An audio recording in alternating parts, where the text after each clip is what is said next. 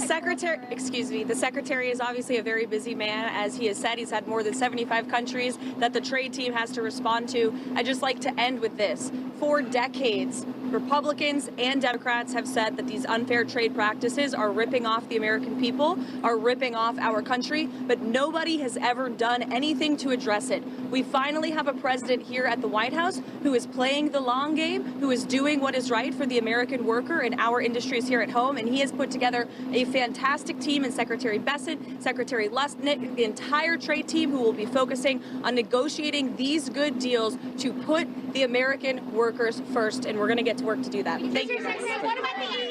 What about the EU? They retaliated this morning. Why aren't they being treated like China? Secretary Bessent at an impromptu press conference at the White House with the press secretary, Caroline Leavitt, moments after the president announced on Truth Social that he will be winding or repealing or putting on pause the reciprocal tariffs, but leaving in place the 10% tariffs for now and ratcheting up tariffs on China.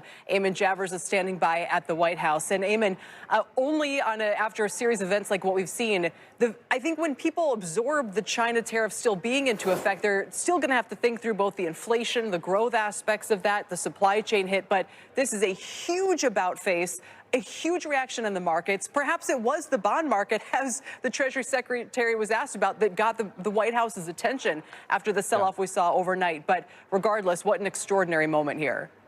Absolutely, Kelly, and I can tell you that nobody that I talked to in the West Wing today expected this. If this was the strategy all along, it was very tightly held in a very close circle of people. You heard the Treasury Secretary there say that he had a conversation with President Trump back on Sunday in which the president indicated that it was his strategy to let the tariffs go into place on Wednesday today and then announce this 90-day pause. Now, that indicates that they've been holding this secret for several days from the entire world. The Treasury Secretary also said that there's no way in which the bond market meltdown overnight affected this. He said we had a very good 10-year auction and the bond market was not part of the concern, but the bond market meltdown certainly did get the attention of the world, Kelly. And I can tell you that what I'm looking at here is some of the palace intrigue of this announcement, right? Because it's unexpected, very sudden, but also who was at that microphone and who wasn't at that microphone. You saw the press secretary there and you saw the Treasury Secretary there.